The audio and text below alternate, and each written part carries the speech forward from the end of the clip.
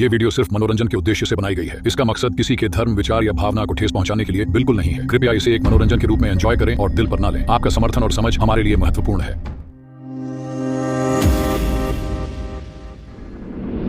यह रात स्याह थी और माउंट टावर पर सन्नाटा पसरा हुआ था। मदीना की ओर प्रवास के इस कठिन सफर में पैगंबर मोहम्मद सल्लल्लाहु अलैहि वसल्लम और अब्बू बकर रजी अल्लाहु ताला अन्हा अब एक गुफा में छिपे हुए थे। अब्बू बकर ने पहले भीतर जाकर सुनिश्चित किया कि कोई खतरा न हो। गुफा के अंदर अंधेरा घना था, हवा में अजीब सी नमी और सिहरन थी। उन्होंने अपने कपड़ों के टुकड़ों से सभी दरारों और छेदों को बंद कर दिया ताकि कोई जहरीला जीव अंदर न आ सके। जब पैगंबर सल्लल्लाहु अलैहि वसल्लम अंदर आए और अब्बू बकर की गोद में सिर रखकर सो गए तो गुफा के सन्नाटे में एक अनहोनी दबे पांव दाखिल हो रही थी। अचानक अब्बू बकर के पैर में एक जहरीले कीड़े ने डंक मार दिया। दर्द ऐसा था कि उनके चेहरे की नसें तन गईं, पर वह हिले नहीं, क्योंकि कहीं उनकी हलचल से पैगंबर की नींद न टूट जाए। उनकी आंखों से आंसू बह निकले और पैगंबर सल्लल्लाहु अलैहि वसल्लम के चेहरे पर गिर पड़े। पैगंबर की नींद टूटी। उन्होंने अब्बू बकर का चेहरा देखा, दर्द से कांपता हुआ। बिना कुछ पूछे उन्होंने अपनी लार उनके जख्म पर लगाई और जैसे ही यह स्पर्श हुआ,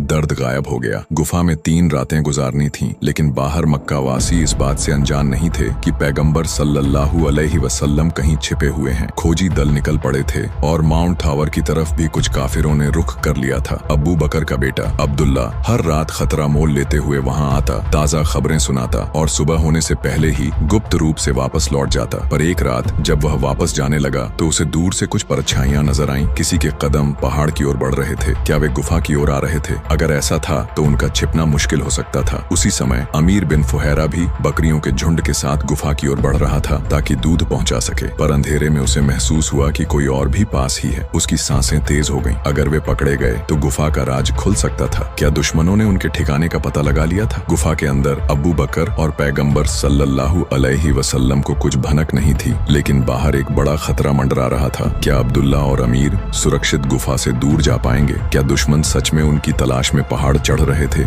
इस स्याह रात में भाग्य किसका साथ देगा?